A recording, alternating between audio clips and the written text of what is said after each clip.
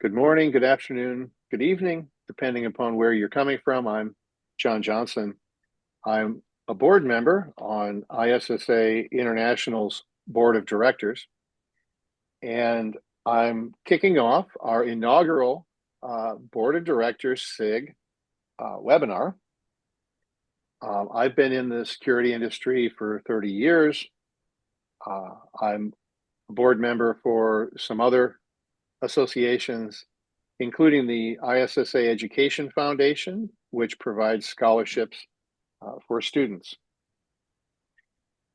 I think that others will give you more of an overview of the SIG, but this is a newly formed SIG, and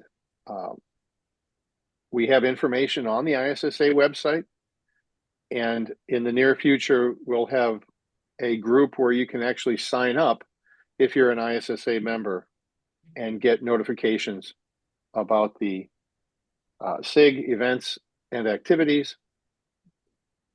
Let me hand this over now to our chair of the board of directors SIG, Kasi Paturi.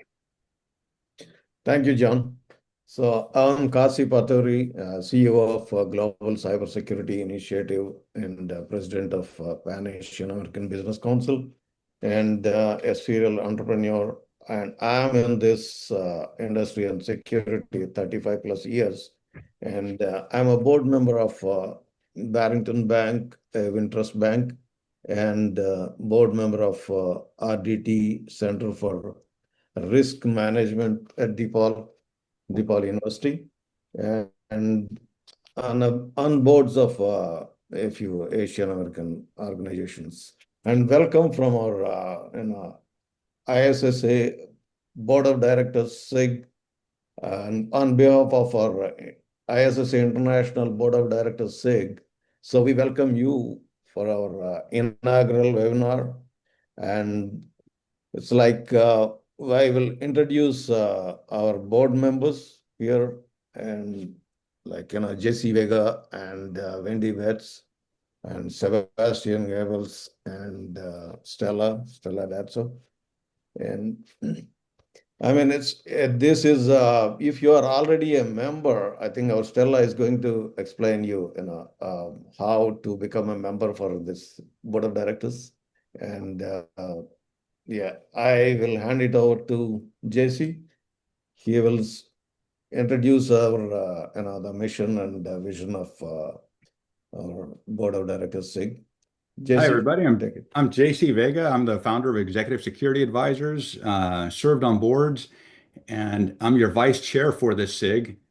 And what I'm here to do is to share the vision, mission, and the goal. So basically what we're trying to do is the role of the cybersecurity or technical professional has risen to the level where you're serving at senior executive levels. At the same time, the risks associated with those disciplines are ubiquitous throughout multiple organizations. Almost every organization is experiencing risk, but the technologist and the cyber savvy person is not on the board.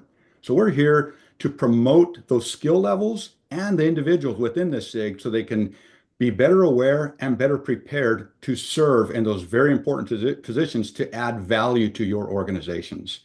I'm going to be followed by Sebastian. Sebastian is our Director of Education. Sebastian, you're on mute, Sebastian.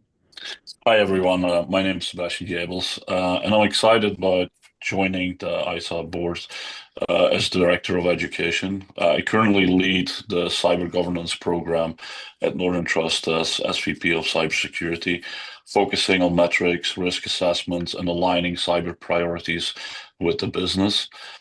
Before that, I served as CISO at several organizations, but also spent time at the Federal Reserve where I helped design cybersecurity training programs for regulators in collaboration with the FFIEC.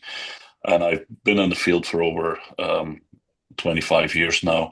I'm really passionate about making security educational practical, accessible, but also built for the realities that we are all facing. And I'm really looking forward to working with all of you, helping ISSA continue to inspire and grow with the next generation of cyber professionals that we are all. Thank you. Yeah. Next, we have Stella. Unmute, please. Well, good day, everyone. Good evening and good afternoon, depending on where you are in the world. Super delighted to be here. My name is Stella Danso, and throughout my career, I've operated at the intersection of technology, security, privacy, and business strategy. And I've led a number of global transformational initiatives across several industries. And I've had the privilege of working with a number of global iconic brands, including 3Com back in the day, McDonald's, Kellogg, and most recently Expedia Group. And currently as a CISO in residence, providing advisory to a number of startups. As your director of membership for the ISSA BoD SIG, my focus is going to be working to engage cybersecurity leaders, expanding board participation, and driving strategic governance discussions. My role will be to connect, empower, and elevate cybersecurity leadership at the board level, and ensuring that our members gain insights, networks, and resources that they need and that you need to drive governance excellence. I am so delighted to be here. Thank you for joining us today. It's going to rock. Thank you, Stella. Next is Wendy. Hi, my name is Wendy Betts. I'm currently the CISO at Rotary International, so Rotary clubs around the world. We're kind of the overarching organization. Then also, that's what I do during the day. At night, I'm on the board of Cardio Diagnostics, which is their symbol on the NASDAQ is CDIO, which is a board that works to use eugenics and AI to help diagnose the number one killer in the US, which is heart disease. From there, and I am in charge of public relations for the SIG, and I will be doing question and answer later. So get your questions out there in the Q&A portion. Thank you. Awesome. Thank you. Appreciate that, Wendy. So now let's get to our main event here. We're very pleased and privileged to have Bob Zukis join us today. Bob Zukis is the CEO and founder of Digital Directors Network. Bob is he is the world's leading advocate and expert on digital and cybersecurity governance and an educator and advisor to corporate directors worldwide. To put it bluntly, he is the champion of getting technology experts qualified and serving on board of directors. So let's go ahead and get started. Bob, I'll give you the opening remarks. Yeah, thanks, JC. Great to be here. Thanks everybody for joining us today. So we're building the practice and profession of digital and cybersecurity governance for one simple reason. The boardroom is a control, and we're trying to strengthen the control around how information systems create value and then how you effectively protect those information systems. So I am the world's literally just through sheer persistence. I've been doing this full time for almost a decade now. And I was the first one that kind of woke up to the need to do this. My background as a former PwC partner, former professor at USC Marshall. My job is to advocate for you on corporate boards and advocate for your interests in the boardroom as well. And I think with what's happening with AI and all the other innovations taking place in the marketplace, the nonstop cybersecurity threat landscape, it's time for us to lead. We've got to solve the problem that our technologies have created.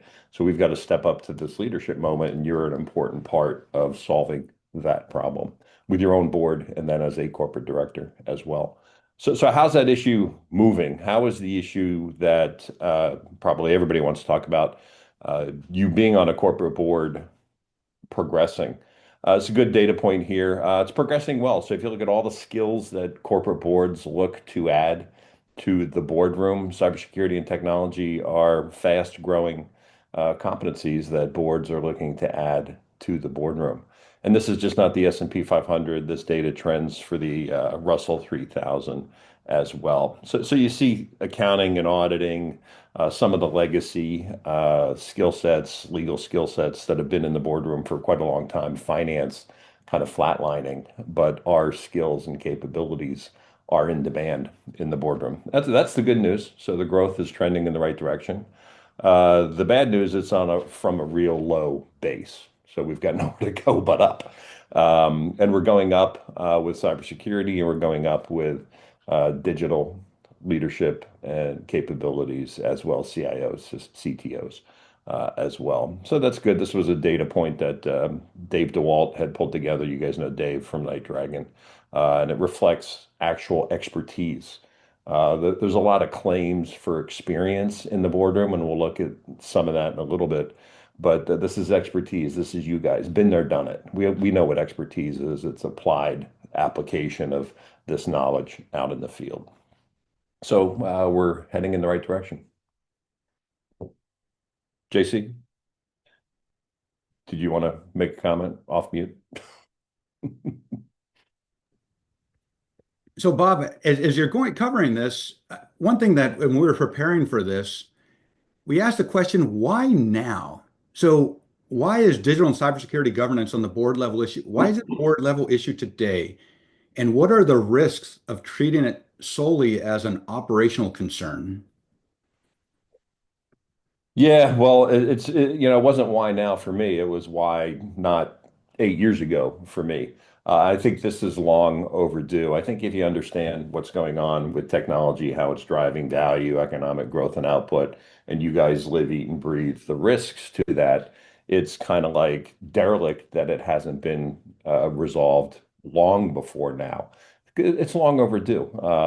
The board is a literal control in the cybersecurity system, and most companies are operating with a material leadership control weakness in place. So that's manifesting itself with realized risk that's much higher than it needs to be, and much lower than it can simply be by putting this control in place.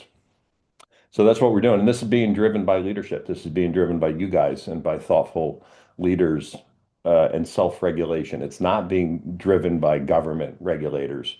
Government regulators significantly lag the reality of what's going on in the real world. Having said that, everyone knows that the SEC dropped the ball on director cyber expertise disclosure. I think that was an enormous mistake.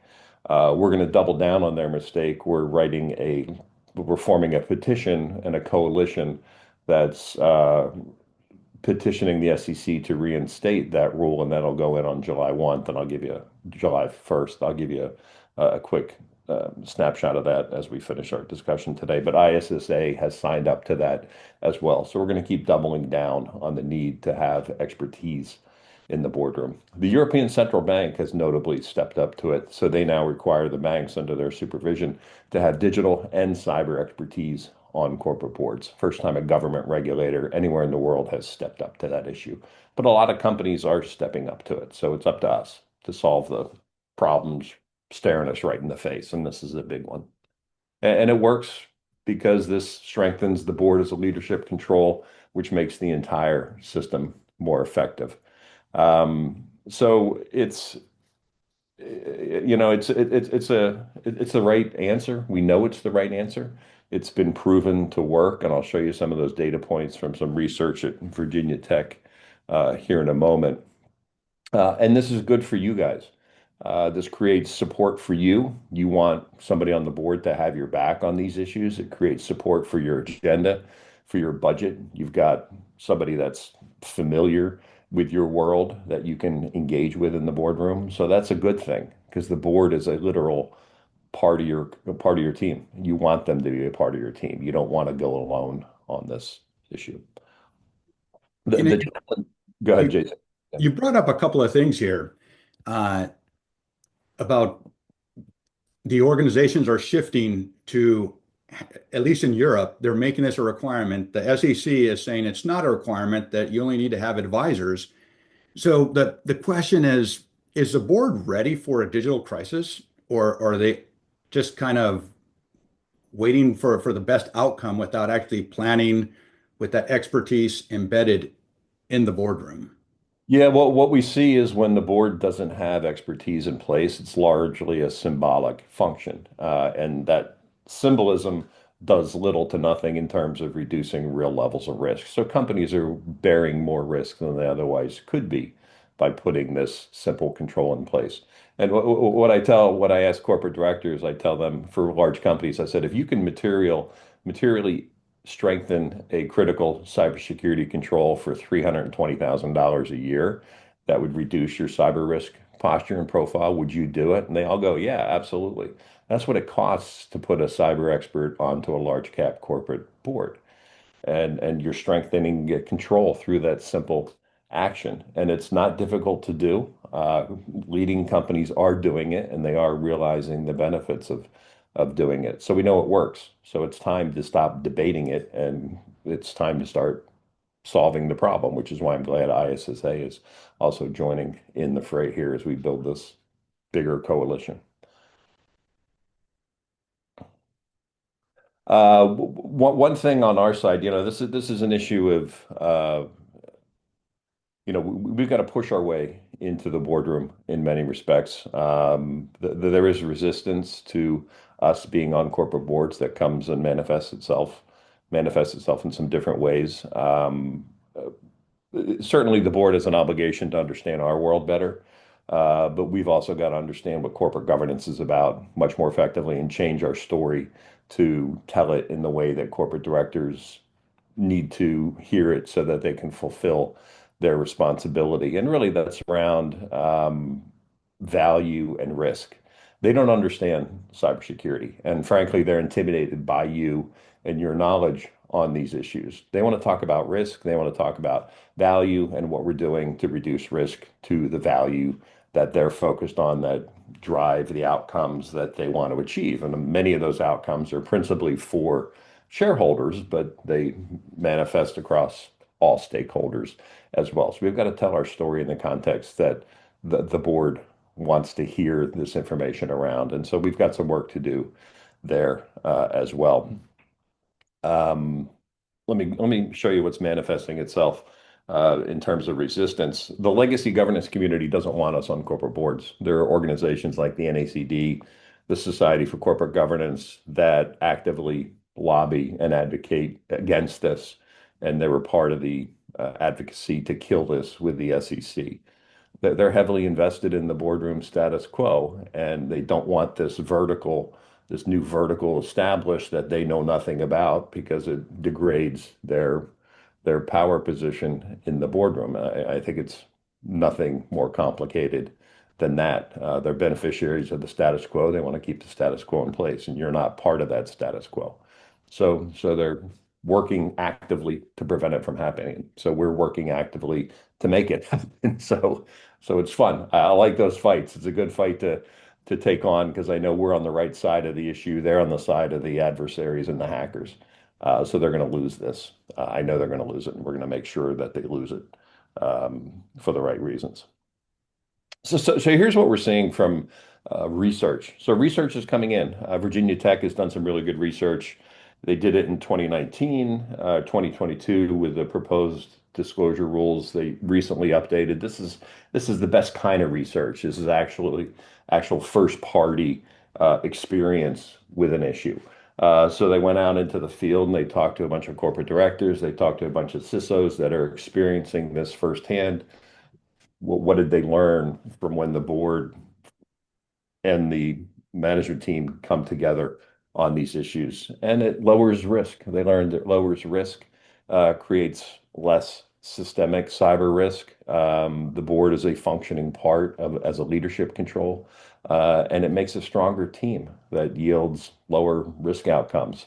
So this works. So, the legacy environment wants to continue to debate this and make it sound like it's a big mystery and we don't know what value it's going to yield. But the reality is it works, and they're trying to obfuscate and propagandize to the detriment of that issue. And Bob, you mentioned it already about there's different organizations out there. Can you delegate the digital know-how? Can you delegate the cyber expertise to throughout the organization, make it an external risk or something like that, or be blind to it? What I'm getting at is I've met with a lot of different directors from different organizations, and some of them feel like they know enough about it because they have, a computer and they've worked on it for 20 years, or they took a class. They took a class, and now after 40 hours of training, they know that digital enough to advise a corporation on how to manage cyber risk. What's your thoughts on that, on the skill level and expertise and understanding that one needs to have to serve as a qualified technical expert, as a cyber expert in this field at the board level? Yeah, I think general corporate directors, this is a general purpose skill set at the governance level now. The general corporate director that doesn't have a background doing this work, I think it's good for them to raise their cybersecurity literacy levels, like it's good for us to raise our financial literacy levels, but that's never going to make them an expert. I like to say, I know how to brush my teeth, I know how to floss my teeth. That doesn't make me a dentist, right? So those are two very different levels of capability and expertise. We need true expertise because the value of these issues is in understanding the depth of their complexities. It doesn't benefit by having a superficial understanding of these issues, and that's what we see with the research as well coming through. How prevalent is our technical experts, cyber experts at the board level?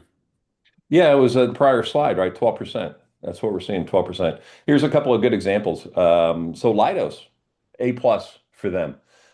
This is how they disclose in their proxy statement what they had. They've got 6 directors with actual expertise. Note that they use the word expertise and look at how they described that as well. So Leidos is in this business. They get it.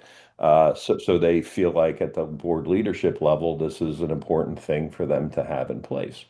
Let's compare and contrast that with Victoria's Secret. Victoria's Secret filed an 8K.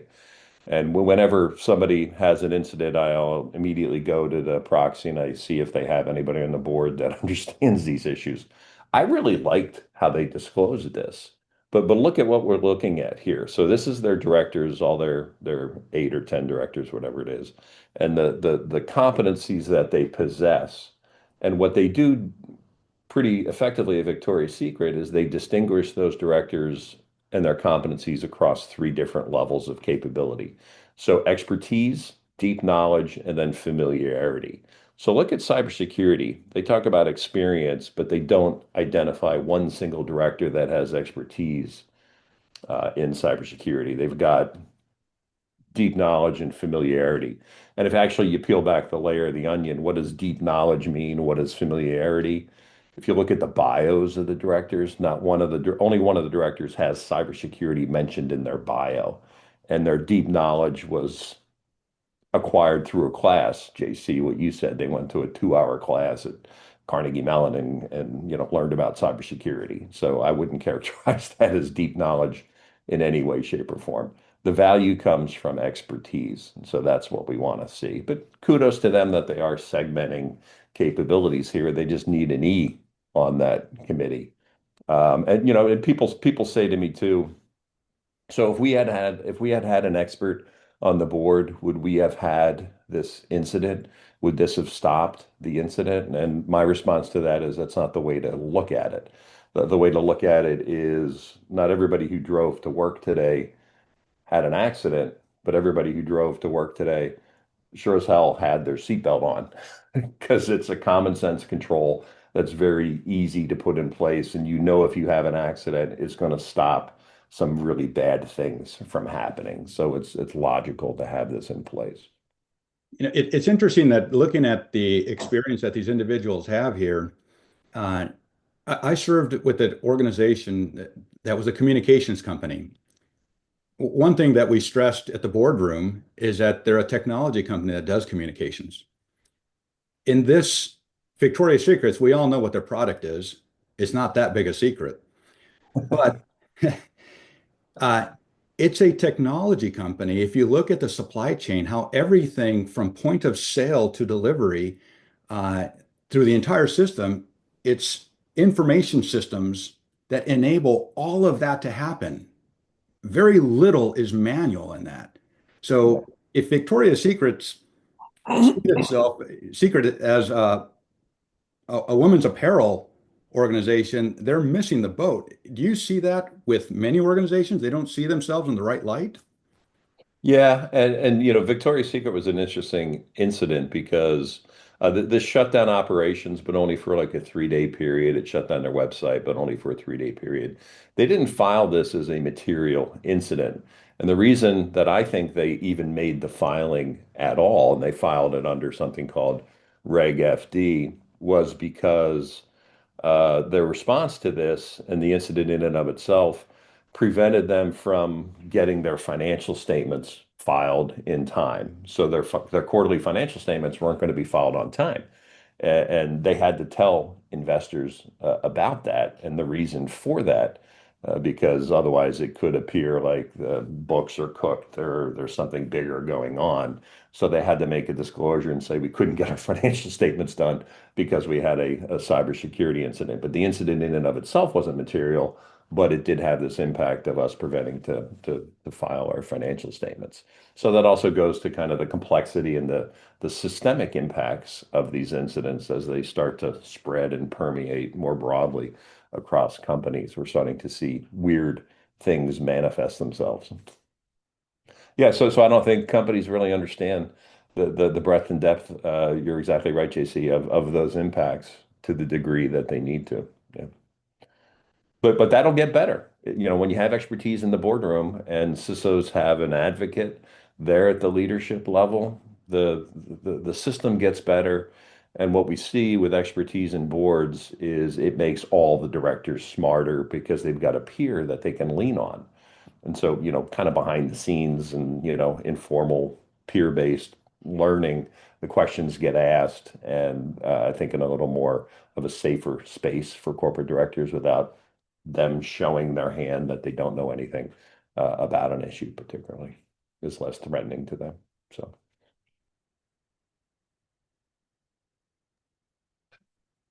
Great feedback there. Thank you.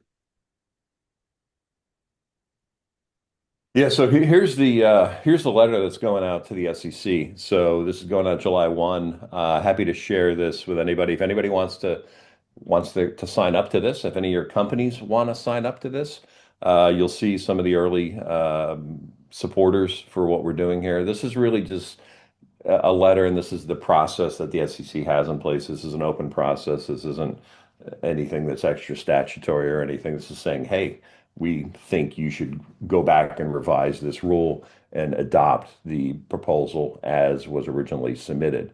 So glad ISSA is going to be on that disclosure, and it lays out the whole case of why this makes sense, which is kind of what we're trying to get on record with. And to the extent the SEC still doesn't want to do this, the SEC is at advantage. They are advantaging the adversaries at the expense of companies and at the expense of investors.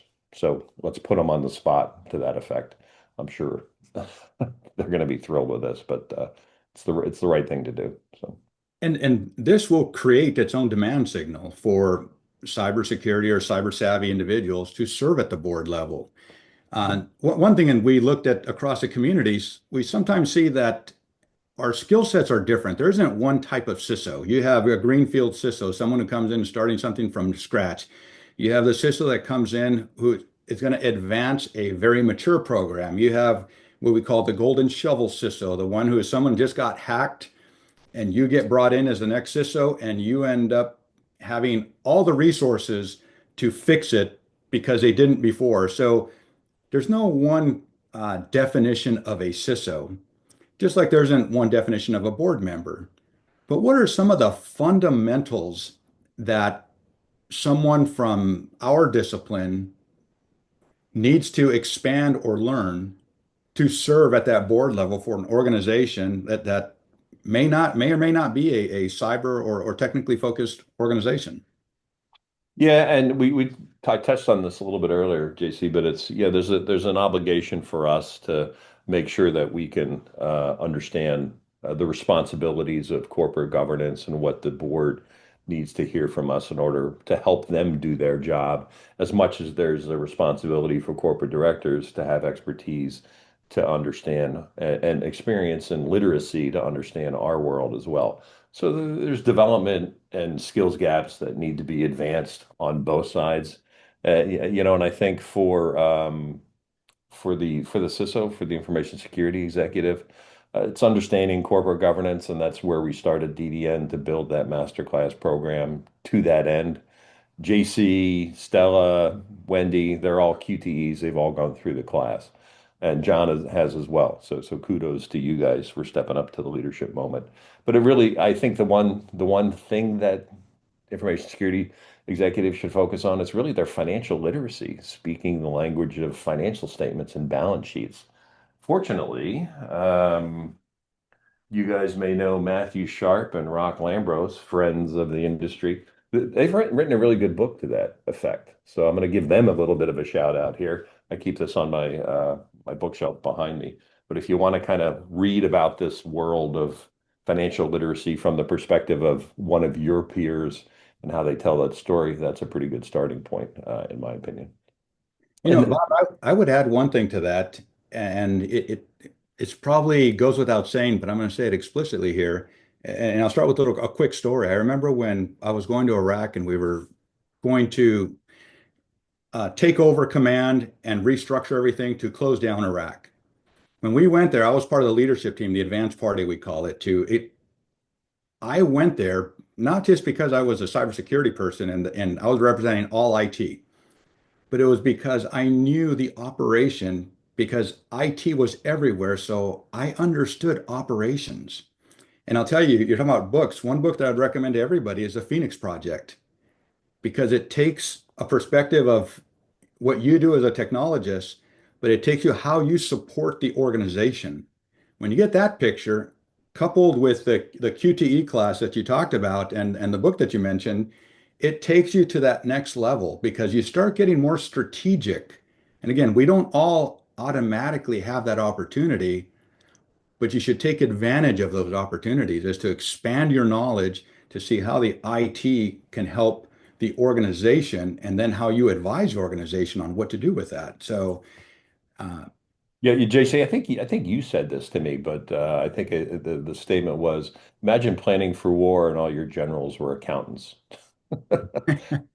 That's what we have in the boardroom right now, right? And so I think you guys can help your boards understand these issues. We're certainly helping educate the boardroom, the definitive guide on digital cybersecurity and systemic risk governance, the thought leadership that we put in place, the education, the networking events that we do and that we'll increasingly be doing with ISSA are all geared towards kind of closing that knowledge gap. But you have a responsibility to close that knowledge gap with your own board as well. And then recognize that at some point in time, why shouldn't you be on the other side of the table? I think you very firmly should be, as does ISSA. And that's what we're working to put in place and make happen. So this is part of your long-term career path now. It's an option that's open to you now that was not open to you 10 years ago.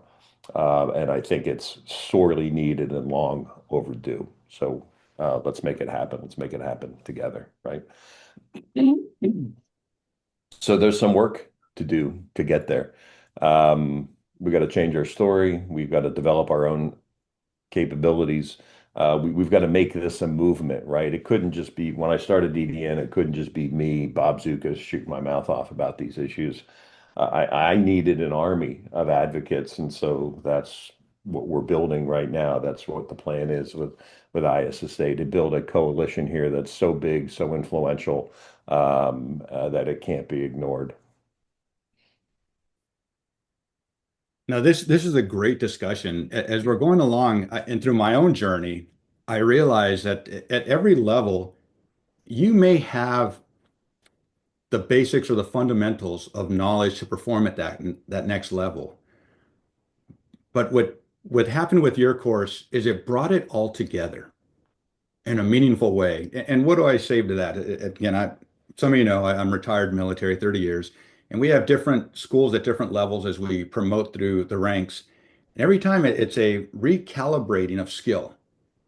and increasing your vision and increasing your strategic view. And how do you translate that? And one thing that I found at the board level is when the CISOs were talking about risk, they're talking mean time to failure, mean time to recover, mean time to discovery, and all these different cybersecurity things that don't mean anything to non-cyber people. And one thing I advise them is change that to a risk to the core competencies that the business has. And how does that tie to what does downtime mean to an organization? Well, if you want to know what that base number that you're going to divide by, talk to the CFO. The CFO will tell you exactly what 1 day of downtime will cost. What's your take on the skill set that the technical people need to expand upon? You mentioned digital or financial literacy, but can you expand on that? What other things should they know? Yeah, and well, before I hit that, just back to your question, it was like Victoria's Secret, right? So they were only down for 3 days. So their website was down for 3 days. So what does it cost them from a revenue perspective for their website to not be able to take online orders for 3 days? What did that cost them from a revenue perspective?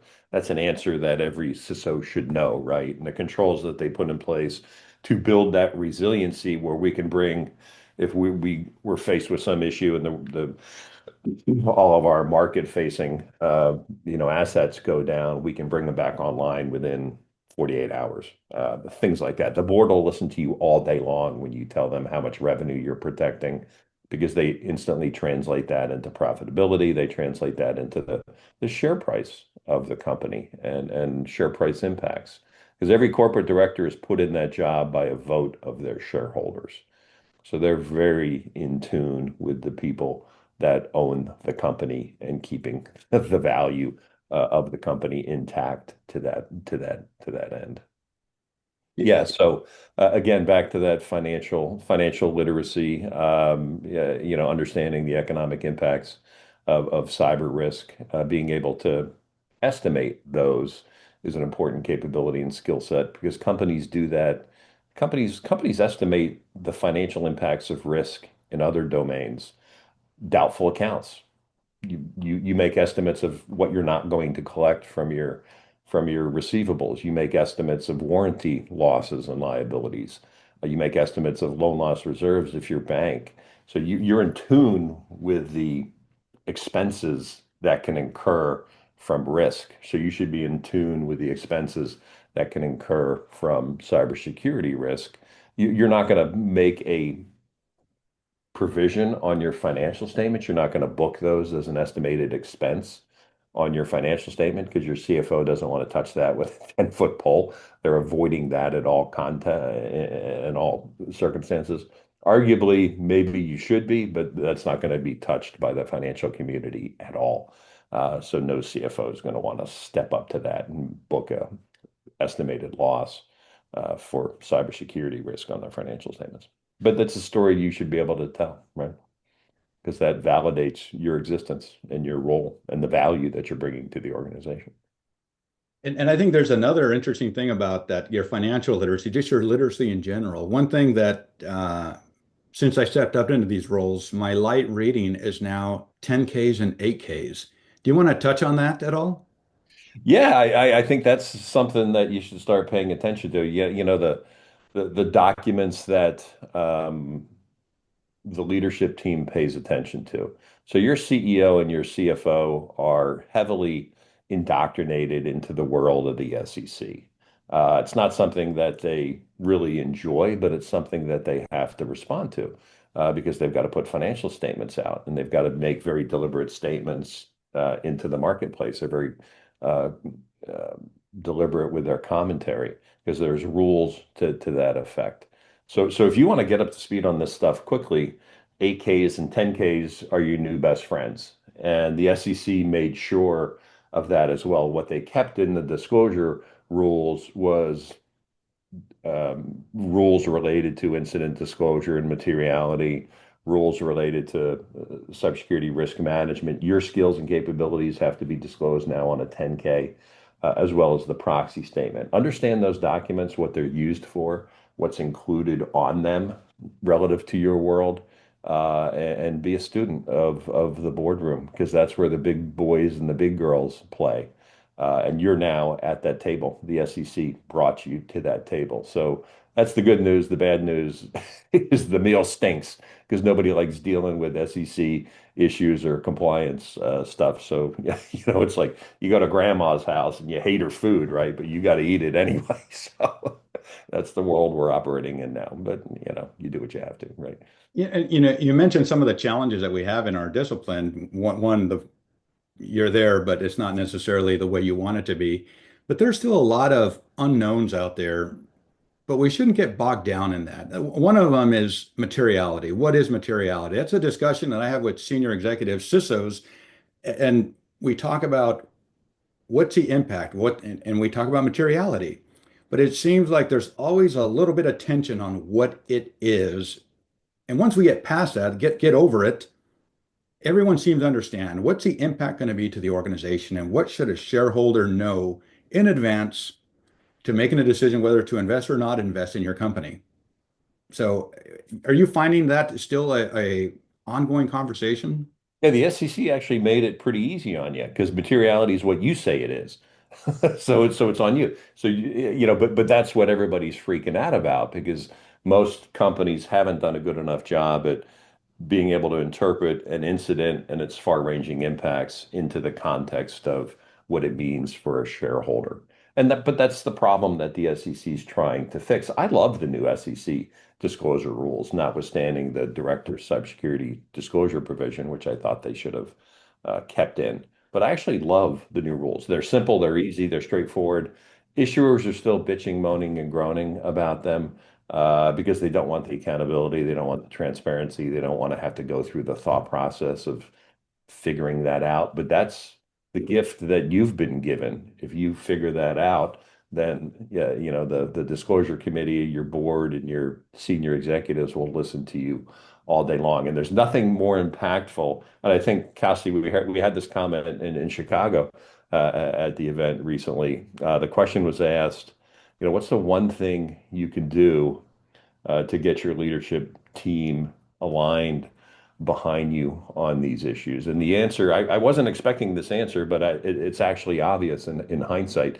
The answer was having a tabletop exercise that takes the leadership team through incident response, incidents and their impacts across a potential stakeholder universe, and getting them all on the same page in terms of understanding what really matters to the company. So let's say we've got a loss of life situation. Let's say we've got operational impairment, revenue loss. What level of revenue loss? Let's say we've screwed up our customer's business with something, a software upload that we've pushed to them that we shouldn't have. What's really important to us as a business in terms of telling our investors about how we screwed up different people's, different stakeholders' lives. That's the most impactful thing that we're finding in terms of taking the leadership team to a new level on this stuff. There's an important point you made there of the tabletops. So I'm a big champion of that, always have been, is bringing the entire team. And team is often not just your internal team, but your external dependencies that you have. And in cybersecurity, you have your insurance companies, you have your incident response teams. But one thing that we say about that I've heard as a criticism of technology people on boards is that they're a one-trick pony. And you got to have more skill sets in that. And I would argue it's when it comes to my field, I have to know a lot about a lot of things so in the event of an emergency, I can leverage those relationships. And that's one thing a board member does is you leverage the relationships you have in time of not just crisis, usually it's when it's non-crisis, so that when the crisis does occur, they're more likely to respond to you. And the idea is developing those relationships. And that's both working relationships externally from the board, also internally from the CISO to the board members or the relevant key staff that you have to have a working relationship with them. What are your thoughts on that? Yeah, that statement. I hate that statement because it's an insult. Because it's a trope that the legacy governance community puts out there to dismiss us in our entirety as an entire profession in terms of our ability to contribute at the board level. And it's just inaccurate in many cases as well. Not all, but in many cases. Yeah, I know my former audit partners, so-called financial experts, that should never be, let into the boardroom, let alone be at the table. So that kind of exists in any kind of field and function. But that's a label that they've put on us to be dismissive of us in the boardroom. I don't agree with it, but it is a hole we have to dig out from. Yeah. So the better we are at telling this story and um, holding ourselves out as business executives, the better we'll be at refuting those unfair biases. Bob, we're at the end of our time, and then we're going to go to questions and answers from that Wendy's going to kind of facilitate for us. But before we go there's a pending eminent partnership between ISSA and DDN. Do you want to highlight that a little bit? Yeah, so I kind of alluded it to a couple times of what we're doing is we're building a coalition of people that want to strengthen the board as a control in the digital and business systems. So, we've done the heavy lifting over the last 8 years to really curate what success looks like here. So I think getting ISSA engaged in this discussion and getting them accelerated around the solution as opposed to recreating the wheel is where we started this discussion. And so bringing our resources together and developing and advancing the profession is what the goal is here, and doing it as quickly and efficiently as possible makes a lot of sense to bring the capabilities uh, together for both organizations, the capabilities and the reach together for both organizations. So I'm happy to uh, be a part of that, and I'm happy you guys have the leadership to step up to that as well. I Bob, appreciate it, Bob, and hopefully there'll be. is Go is it ahead. okay if I interrupt and ask a question about that? Uh, yes, we are working on getting the agreement signed between DDN and ISSA International. Uh, and it'll be great to offer discounts for members who are motivated to build their board skills. I understand that any of our attendees today can join Digital Directors Network, that there is no cost for joining DDN. Is that correct, Bob? Yeah, we're a free curated membership. We're a clubhouse of peers. We did it that way because I didn't want a bunch of vendors crawling all over the community. And we're a learning community, so it fits to the ISSA agenda quite nicely. And then we're gonna do events, co-educate, um, advocate like we are with the SEC petition, and then teach and learn and move this issue forward. Yeah. Thanks, Bob. Really appreciate it. I'll turn it over to Wendy. All right, thank you. Thanks, Bob. And I can tell you as a graduate of his QTE course, it's excellent. So I highly, highly recommend it.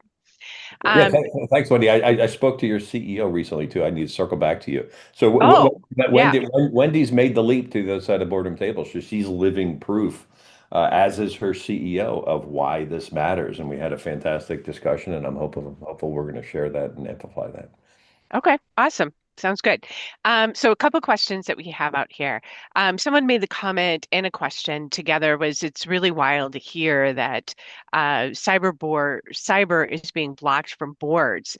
Do the boards not understand that as we're adding layers of AI throughout organizations, that they are increasing the risk and massive security concern? How could they understand? They don't understand the technology. So no, they don't. They don't understand. They only understand what they're told from the third parties that they bring into the boardroom. So yeah, that's the problem. That's the problem. And AI changes the game and takes it to another level in its entirety and reinforces the fact that, in our mantra, that it's not time for amateur hour any longer on these issues in the board, where you've got a bunch of auditing and finance types, creating, a symbolic environment to these issues. We need depth of understanding. Yeah. Yeah, agreed. The next question is that they're asking, do you believe the main reason organizations like the NACD in particular are against the SEC requirements is because they sell a certification course? A comment was also made that I am sure many of you know that NACD certification consists of watching a few hours of videos, but no practical knowledge is required. Their reasons I think are multiple. They're advocates of the status quo. They're masters of equivocation, right? They like to represent that they're addressing an issue and talking about things, but the reality is that they're not really moving the needle on issues. So it's a lot of noise, but there's not much substance to it. So whatever their motivations are, they're their own. I don't want to speak for them. I was on the board of the NACD chapter out here in the Pacific Southwest for a decade and begged them to solve the problem, as I did some other governance associations I'm involved with. But fundamentally, the insight I had was you can't expect somebody to solve a problem that they don't understand. And I think that that's really the root cause of this. The legacy governance community, again, doesn't understand these issues. So why would we even look to them for guidance or to solve a problem they don't understand? We've got to step up to solve the problem that we created, frankly. Who better to solve this problem than us? The people that live this day in and day out. So, we deserve to lead in the boardroom. The next chapter of corporate governance, I want driven by us. Awesome. Awesome. Real quick, a comment was made, and I don't know if you want to make any other additional comments, was the DDN, Digital Directors Network, has a great course on understanding materiality if anyone is interested in looking at understanding this crucial term. Did you want to talk about that for a second? Yeah, we built a whole framework to that for private and public companies as well. So you view the SEC regs as just a reporting requirement.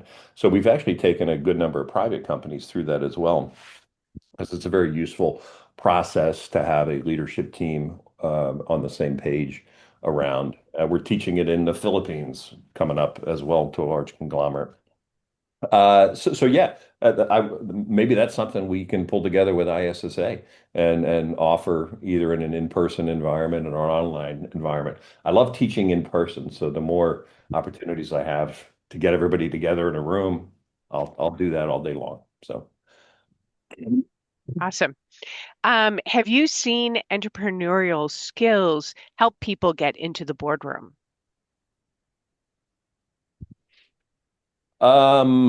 Resourcefulness, I think, helps a lot to get into the boardroom because it's not a smooth path. Resilience, resourcefulness, finding your seat on a board is, not an ABCD type of endeavor. The boardroom's a bit of a mystery. It's a bit of a black hole. Board seats tend to manifest from unexpected areas. They typically don't run through recruiters. Most directors are not sourced through recruiters. Recruiters pay attention to this as a bit of a loss leader for doing executive search because they don't get paid for director searches as much as they get paid for executive search. So yes, I think it helps. And your expectation should be, yeah, managed accordingly. That this is not a quick path or it's not a smooth path, but I think it's a path that's starting to widen and deepen for us. I think the reality of it is irrefutable. Yeah. Okay. I just realized with the time that we only have about 4 minutes left. So did you want to take and wrap us up? And we'll try to answer the other questions here as Kasi's wrapping up. Kasi, you're on mute. Yeah, thank you.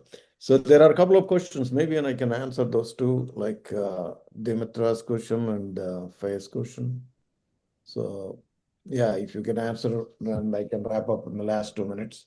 Okay, so the two questions that are left is one is, do executive boards go through an audit process? I think they're trying to ask, like, types of backgrounds and things like that, that they background check or anything like that.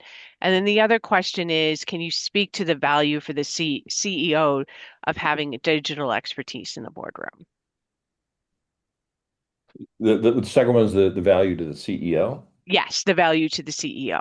Yeah, yeah, huge, right? If you're a CEO, boy, I'd be yelling and screaming the loudest. Who's got your back? Who's got your backside in the boardroom on these issues? Wendy's CEO knows that she's got her back covered on these issues, and she essentially said that to me, right? There would be an enormous amount of comfort as a CEO if you've got digital and cybersecurity expertise on your board paying attention to this because that's a part of your team. So they should be screaming the loudest when that's absent because they're going it alone otherwise, and their board is actually setting them up for failure if the board isn't functional on these issues. Then what was the first question, Wendy? Do executive boards go through an audit process? So, like, I think they're talking about like as an individual. Yeah, to get onto a board, yeah, huge Yes. background checks, all that stuff. Yeah, it's certainly very formal. And do the boards go through an external audit process of their processes? No, no. Most of boards exist because that's a legal requirement baked into corporate law. But how the board does its work and the policies and procedures is largely almost universally a self-regulated endeavor. So it's up to the board. And regulators don't like to dictate policy and procedure into the boardroom anywhere around the world. So it's up to smart people figuring this out. And that's what we're seeing happening. That's a slower progression of the issue than if there was some government mandate. Remember, there was a big government mandate for corporate governance with Sarbanes-Oxley 22 years ago, which mandated that boards should have a financial expert in the room for the first time. Think about that. It was only 20 years ago when it was a novel concept to have somebody in the boardroom that understood a financial expert. So we're up against that same type of institutional sludge, if you will. Okay. Okay, cool. All Thank right. you. I'll turn it over to Kasi. Yeah, we are at the time now. Thank you, speakers Bob and JC, and also thanks to Ann Rogers and Roxana from ISSA team and the rest of the ISSA team and our board members. Thank you for all that. And for those who wants to join our board of directors SIG, just go to the website issa.org and you can access like at the group level. Just go down and you'll find it. Today, I mean, it's not available, but it's going to be available soon. And yeah, please send us your suggestions on the topics that you wanted to hear from us. And probably, we'll have our next time in August, the next webinar. And stay tuned for our next activity. Thank you all. Thank you, Yeah, everyone. we will be posting the recording and the slides here in the next several days. So we'll send something out to all the registrants in case they weren't able to attend and want to view the recording. Thank you all.